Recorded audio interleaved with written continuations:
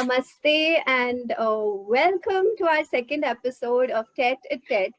As you know, we intend to create the space for serene conversations with absolutely lovely people from the yoga community. We saw that quality of yoga, not just the practicing, but the teaching was really dropping down as the commercial aspect was on the rise. So this is a sincere effort to bridge that gap and bring to you the right knowledge and from the right sources. So our special guest today is the fabulous Luvena.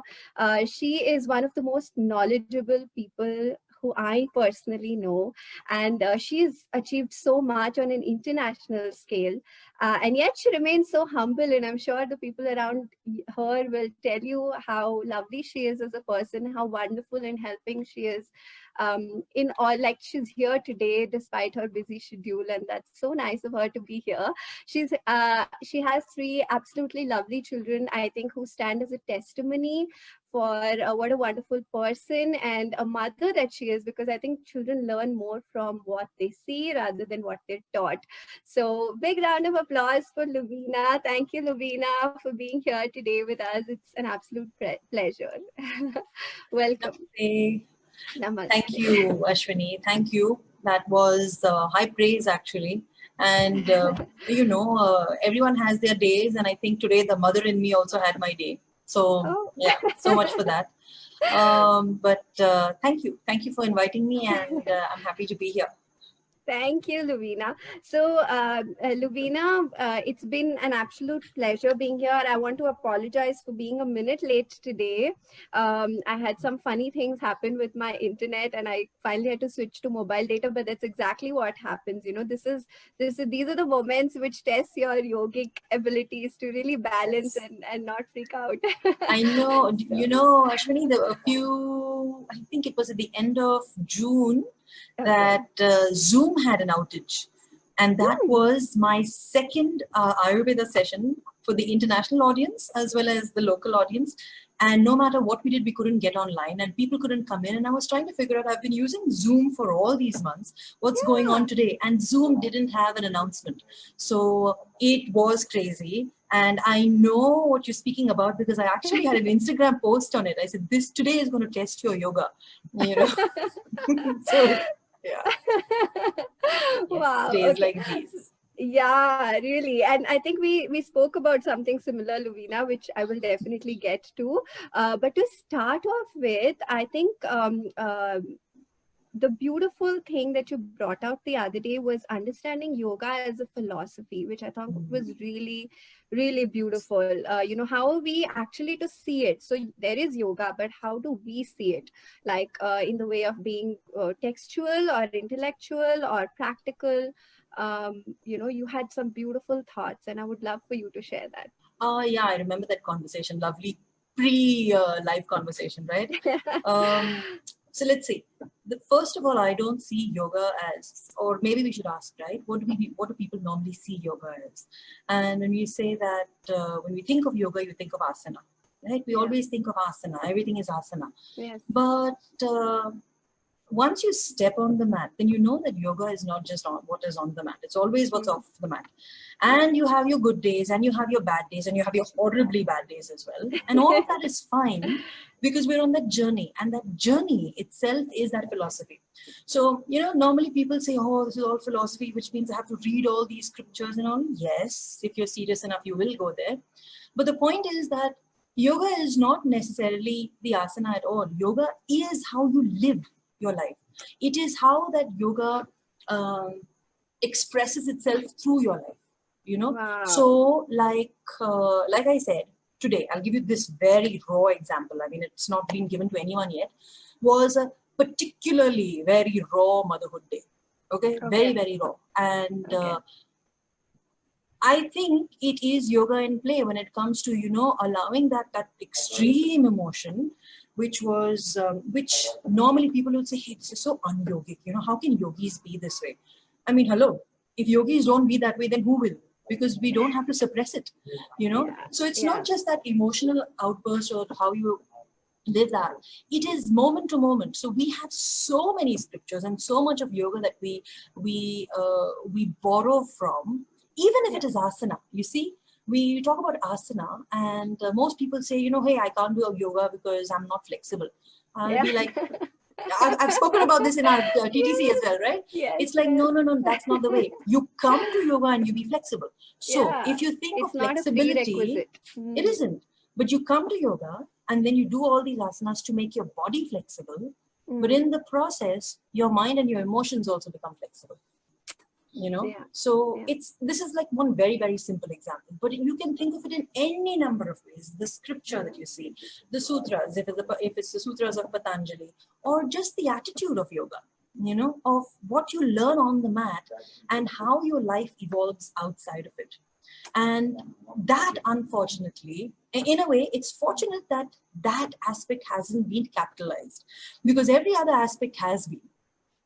But this is what people need to understand now, that all the asana classes mushrooming, they have a place, but what we need to make more place of is for that living of yoga, of allowing the philosophy to go through us. But it's not limited to that. This is good, but it's not limited. Yes, of course. It's like it's this, so there was this conversation that was there very recently of who is called a yogi, right? Who gets to call themselves a yogi, right? And we said that no, it has to be if you are self-realized, and that's not the truth at all, because be it right in the Yoga Sutras or even in the Bhagavad Gita, we've got a very clear indication that yoga has different paths. So different individuals are called different types of yoga. So if you're a bhakti yogi, or if you're a jnana yogi, or if you're a karma yogi, then your path and your practice and your expression will look very different to a hatha yogi or a raj yogi, for that matter. But that does not mean that one of us is the correct way and the others are wrong. So unfortunately, capitalization comes on what you can see, not what you be or what you are. So it's easy to commodify asana and say this is what yoga is and this is what a yogi looks like, but not true at all. I think that also comes from how yoga. Okay, so then there are students that are viewed in a particular way of, okay, you need to be a particular form or whatever, and then there is yoga teachers. How are they viewed? Yes, and it's so wrong to put anybody in a particular block and say that that's the definition. It's not fair. It is. Yes, it isn't. It's not fair, because the stereotyping is something that we do all the time when we have free time. We love to stereotype people or yogis or practitioners, practices, and you name it. You have a stereotype for everything.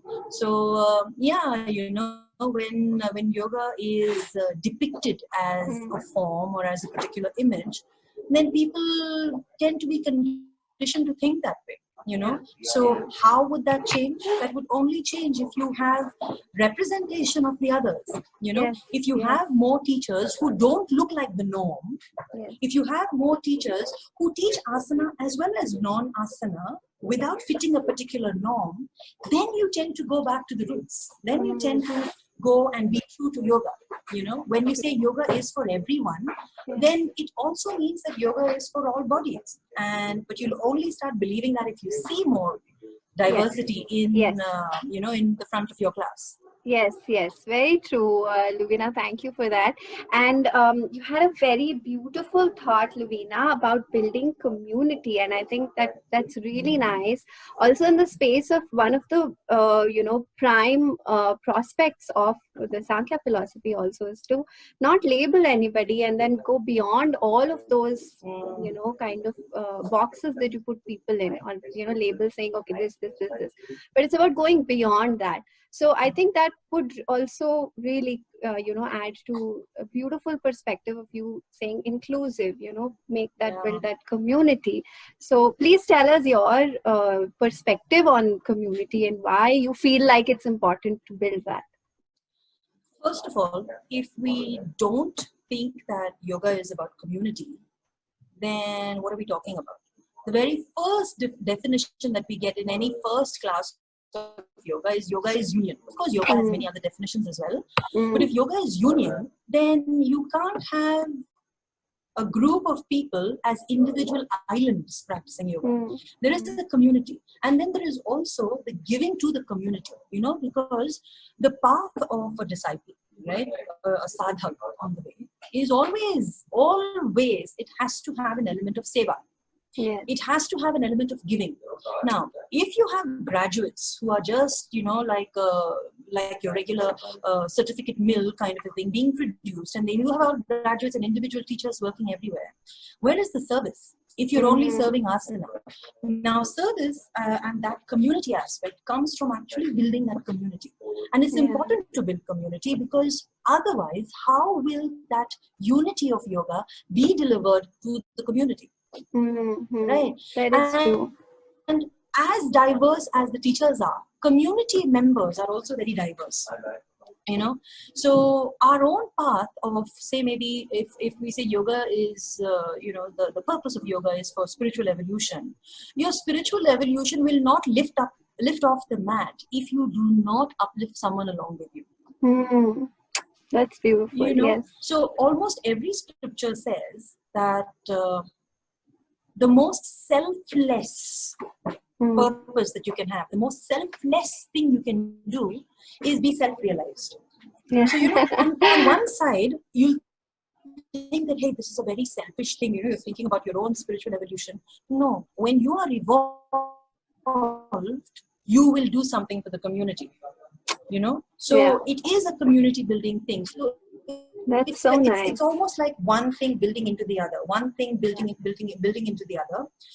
And this actually came from an observation that I had. I observed that many graduates and many fresh teachers would end up going and looking and struggling to teach by themselves, looking for their own students. And every teacher will have their students, but then what happens is everyone is flying solo.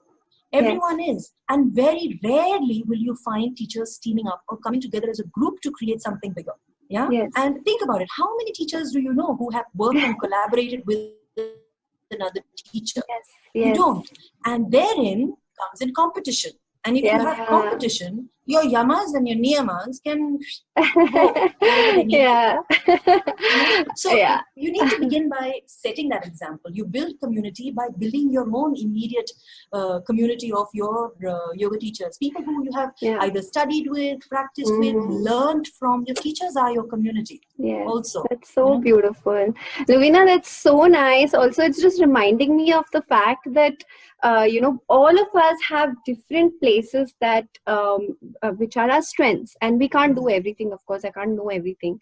So bringing in somebody else that can fill in that vacuum, which it's not really a vacuum, but it's just everybody together makes a whole.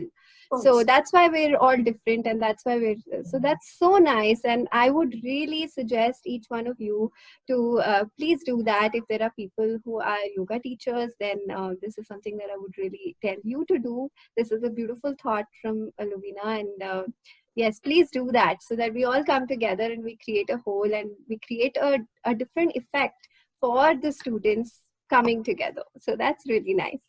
Okay. So Luvena, since you have already mentioned something about this, I would like to ask you, how would you define a yogi? So now you said, okay, you can't put it under this sense of, okay, only this person is you. So of course everybody has a different meaning to it, but then how would you define saying, okay, now you're on the path and now you're on the right path? So how would someone know that they are on the right path of being that? Did I give you an answer for this in our pre-live conversation? Sorry. I think it just jarred a little bit. Did I give you an answer to this question? Or did I mention this in our pre-live conversation? No, but then I just okay. So I'm taking this from a few things that you already said.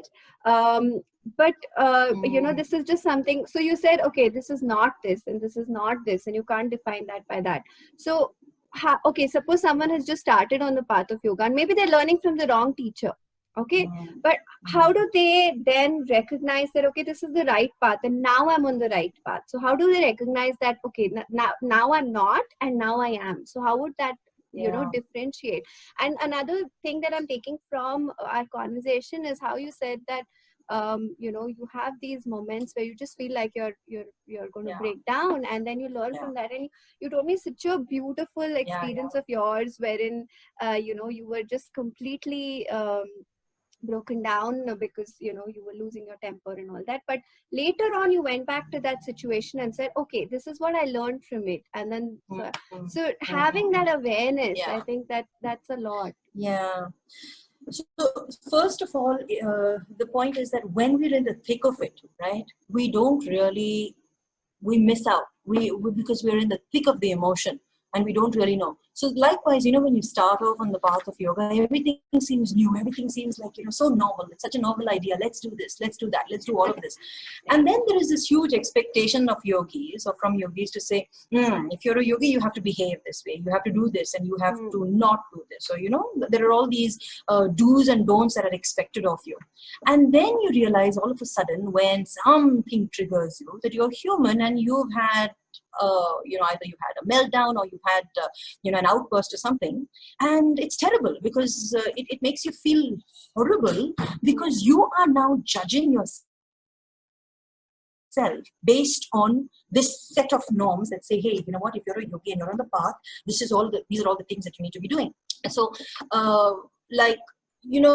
there are these moments that we all have as yoga teachers, as yoga practitioners, when we say that, we forget that we are still human and that we are still prone to make all these different errors that we're supposed to make. And what happens is that at that point in time, you make a choice. You do something about it. And then you feel that, I don't know if this is the right thing or the wrong thing.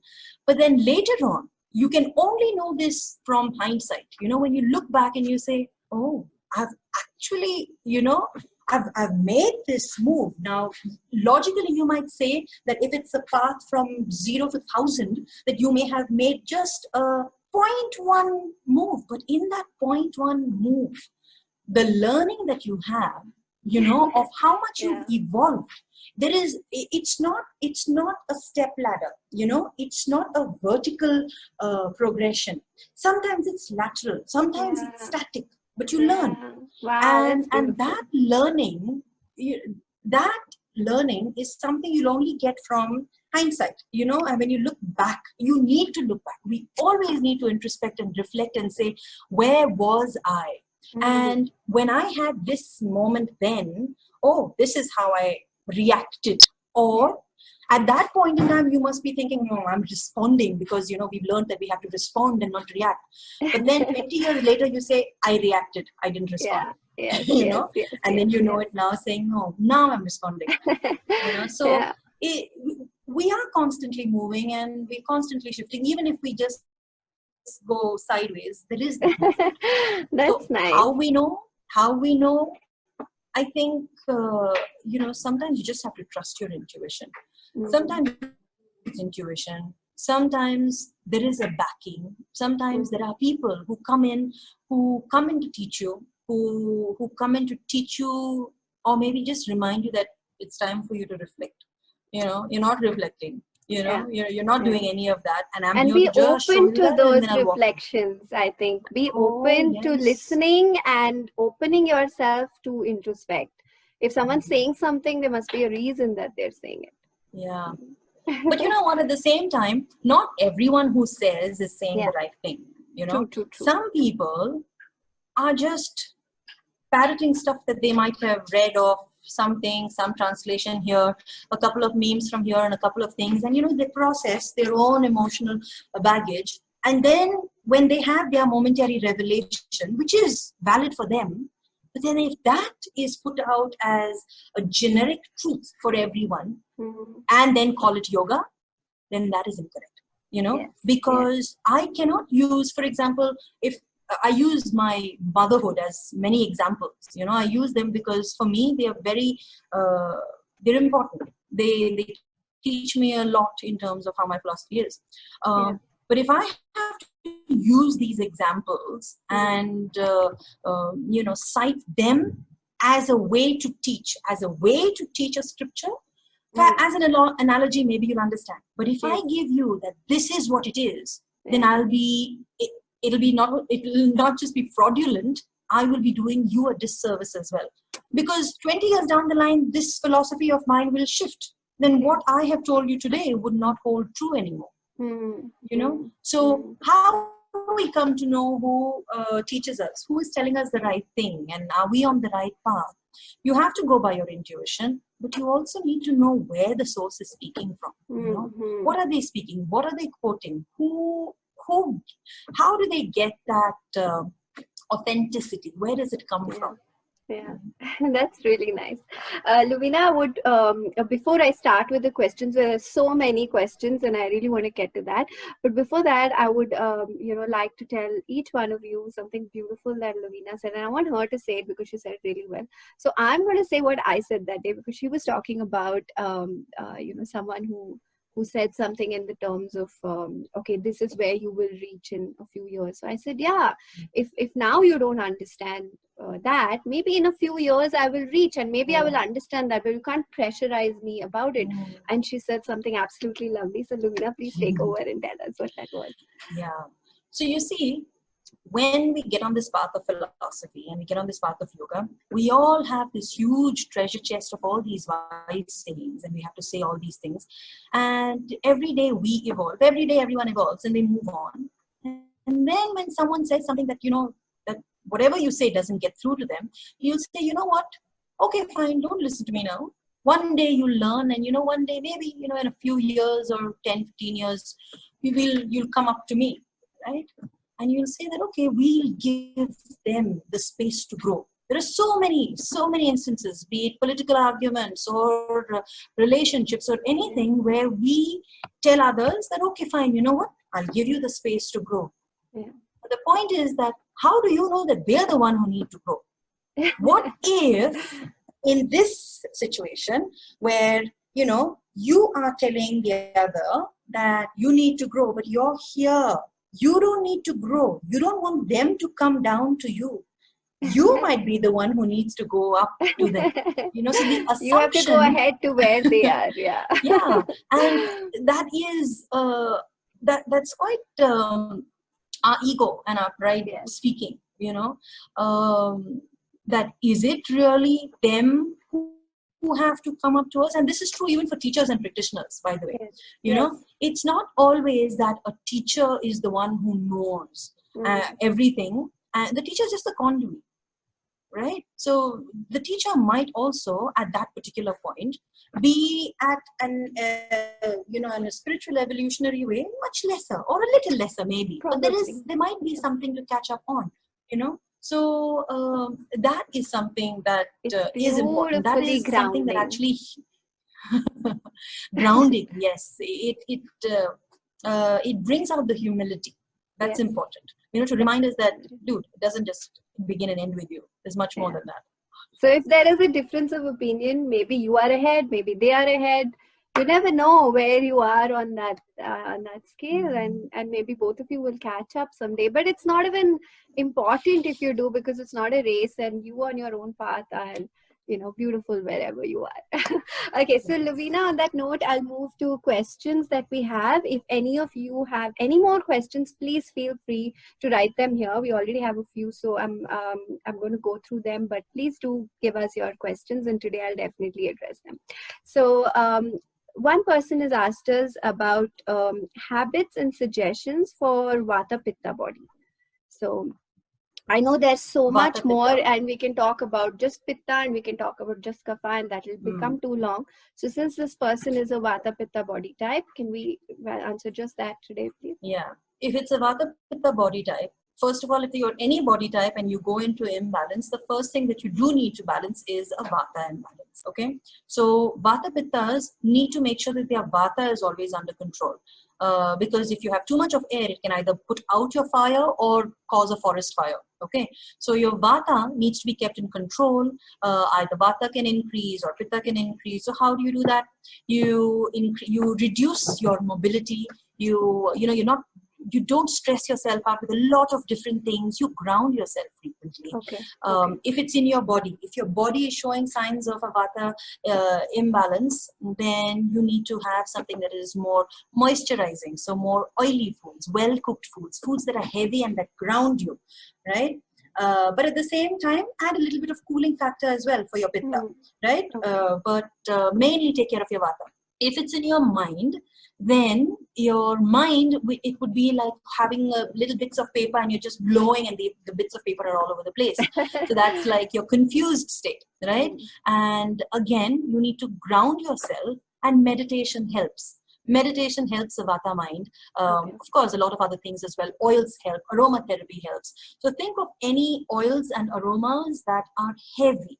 So you're thinking of mustard. You're thinking castor can be, it's heavy, but it's cold, and vata is also cold. So you don't want to do something like that.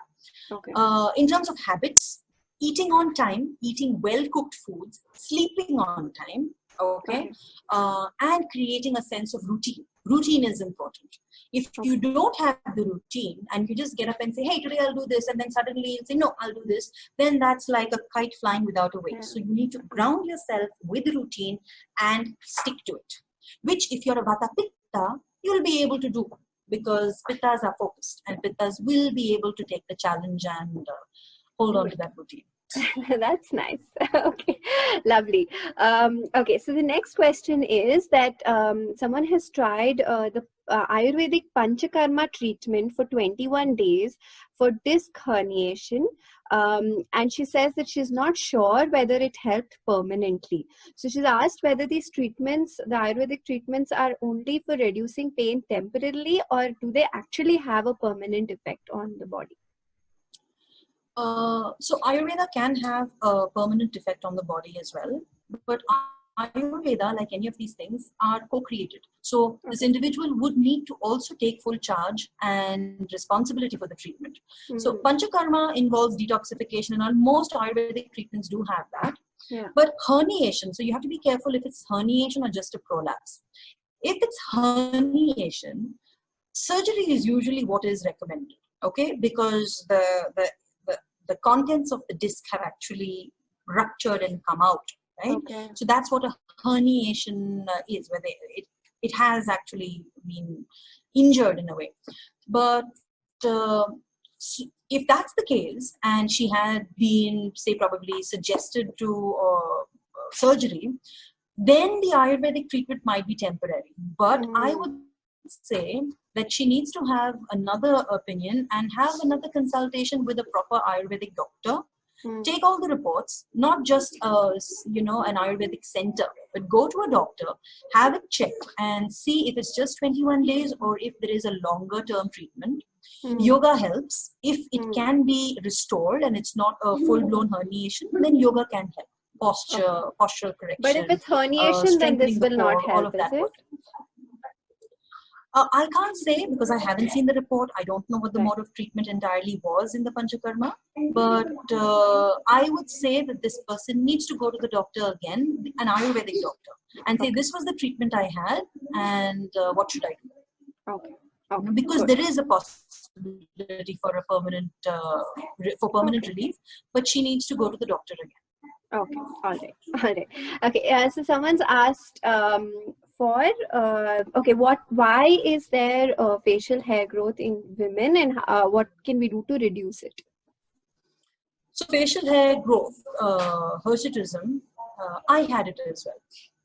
I had it for many years, and if you look at it Ayurvedically, it is, or even in mainstream medicine, it's a hormone imbalance, right? Now, I didn't have any hormone imbalance. I did not have PCOD. I didn't have any of this. So it was very topical. I just had sensitive skin that was, skin or the region that was sensitive to the male hormones in the body. But what also happens is that these male hormones actually they get overactive if you have a lot of stress in your life as well. So stress is the root cause of everything. Stress is the root cause of anything, and stress exacerbates your pitta, and pitta then starts cooking up all your hair follicles as well. So if you're looking at it just to what can I do at home to manage this, de-stress, do your meditation, do yoga, eat cooling foods, calm your mind down, journal, do all these things, connect with yourself, say what is burning me up on the inside, these kinds of things. But at the same time, get your hormone profile done as well. See if there is a hormonal imbalance. And then if you may need medical intervention, either Ayurvedic or allopathic, whatever the choice, or homeopathy, take that and work on it complementarily. So that you work with your body, you work on the inside, and then your inner being starts working alongside any treatment that is offered to you. That's nice. Okay, that's lovely. So use yoga as well as a treatment to combat this. Okay, someone's asked for tips to boost energy levels. So most of the time, if it's energy, it's got to do with food, and it's got to do with prana. Okay, so speaking like a yogi, it's got to do with prana. Now, how do you get that prana? You get it with good food, and you get it with oxygen. And to get more oxygen, you need to move your body. So to get more energy in the body, you need to start using some of your energy, right? Okay. So especially during the lockdown, it's difficult. You're staying at home, and it's easy for us to just get lethargic and stagnate and not move. So movement creates more movement. When the aerobic activity actually allows you to breathe more. So if you're looking at yogic protocols, then do your asana, but do your pranayama. Your pranayama is going to actually help you with energy as well. Wow. Okay. Lovely. Okay. So this last one that I got from here, how to balance dual thoughts on same subject. So if I think what that person is trying to say is that there is a particular topic, and the pros and they're probably feeling like, okay, let's go in the positive, but there are also these thoughts that are kind of blocking, and so there's duality on that same thought. Yeah, that's a fact of life. Duality is a fact of life, especially if the decision is pretty critical or crucial and something that is very important to this individual. And we'll always second guess, and we'll always, feel that something is not right. Now, the thing is that the best way, one of my teachers had said, when you are faced with a very difficult or very tricky decision to make, just focus on your heart, okay? And just think. Does this decision make me feel yummy or yucky? Wow! Okay? So your heart, your anahata's mantra is yum, right? So if it's a yummy thought, and that it is of service to people, it is for the highest good, and it does, it might be a little difficult right now, but if it feels right, then do it. But if you have even a tiny fragment of, don't do it. Because it is your intuition trying to really push that rock up and say, you know what, it's not it. But it doesn't really help with the entire duality. Some decisions do ask for sacrifice. Some decisions do ask for a lot of pain in making them.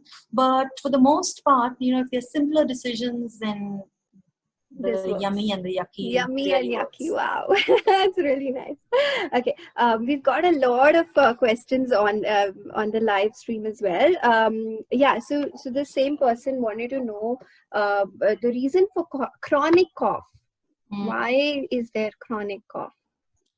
It could be for a number of reasons. It could be because your air passages are dry, okay, which means now you've got an excess of vata.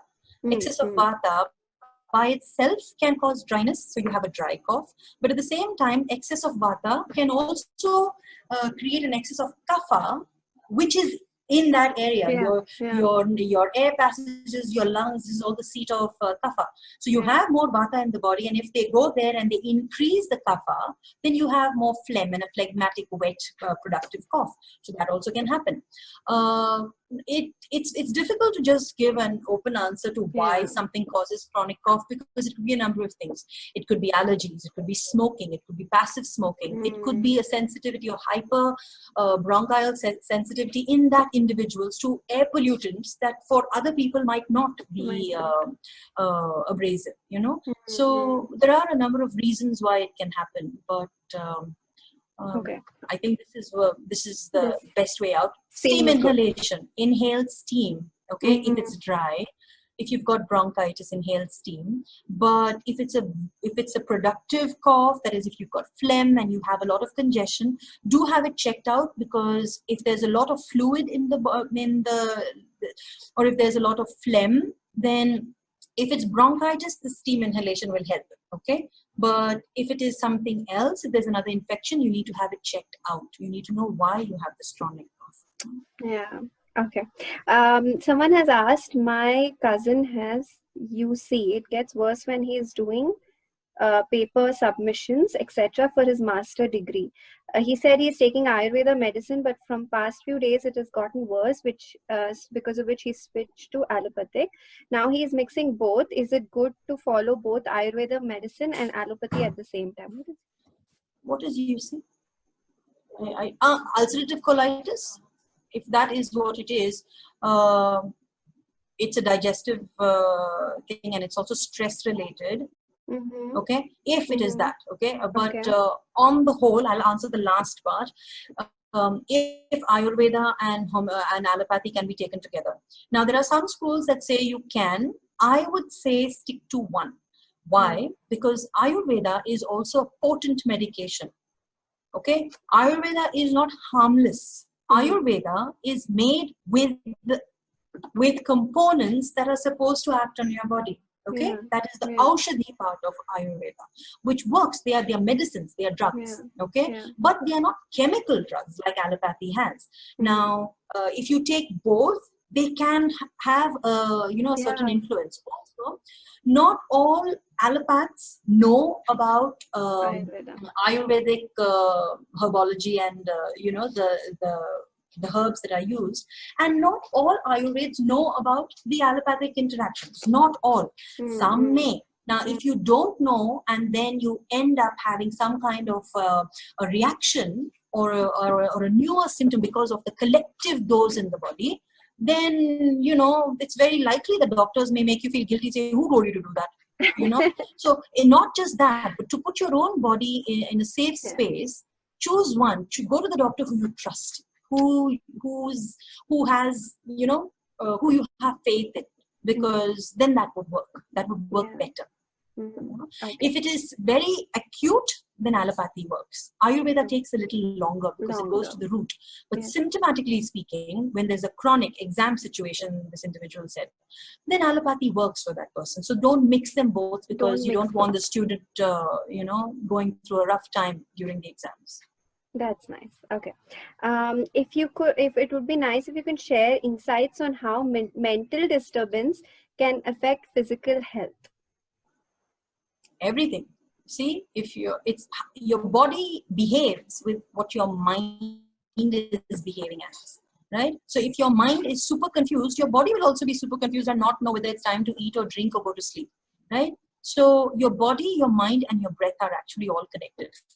So if the moment you if your mind is scattered, then your body behaves in that same way.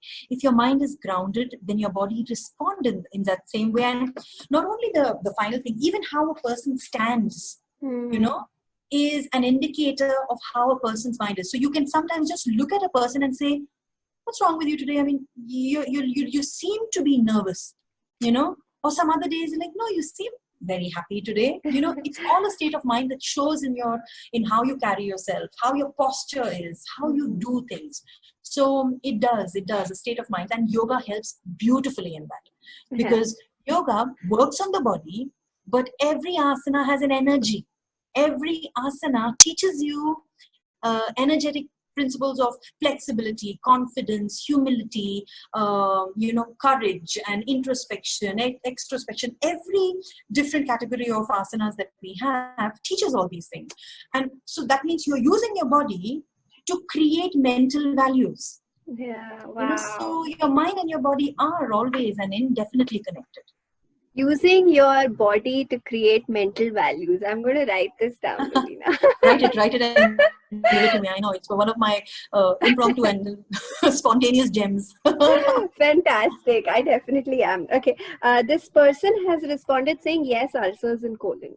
So that's the thing, right? Is there a reason because like pitta or vata flaring or something? So anything that has an itis, that ends in anything that is itis, means that there is an inflammation. Okay, it means that something is burning inside of you, which means that it is pitta. What is causing that pitta to go up?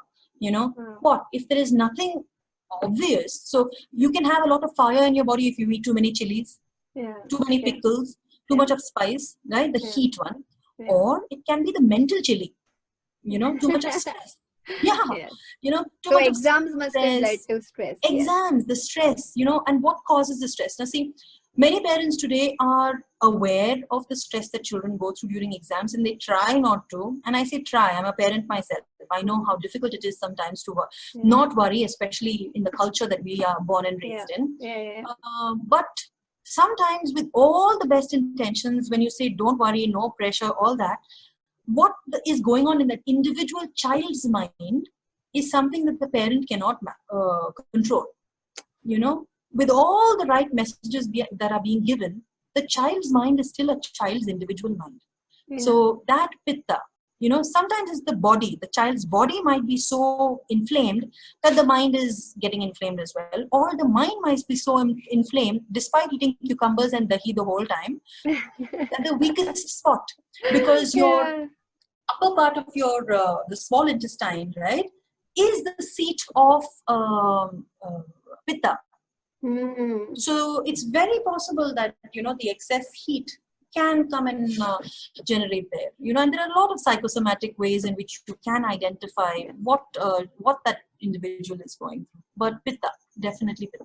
Pitta. Okay, this was so nice. See, this is exactly what I say about Luvena being such a fabulous teacher, and she connects, one to the other. I never forget that, how you said itis means inflamed, and when you said, I was like, yes, inflamed. It's been 4-5 years since she's taught me that, and it's there in my head. I have never gone back to my books and studied again, but what she says remains in the head. So, and today you taught me something else, which means itis is connected to inflamed, which means pitta. And pitta is causing that. So thank you, Luvena. It's been amazing, having you here. And thank you so much for coming out today, despite your busy schedule. And I know she's doing so many things. You should follow her on social media.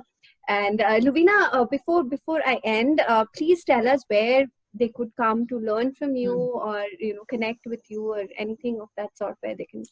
So yeah, you can connect with me on Facebook, on Instagram, at Curvy Yogi Me, or you can look for the Curvy Yogi. Maybe we can put in the link in the comments later.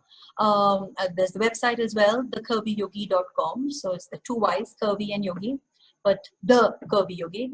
I find that there's a lot of conversation that happens on Instagram, but I check both on Instagram and on Facebook, so I'm available on both places.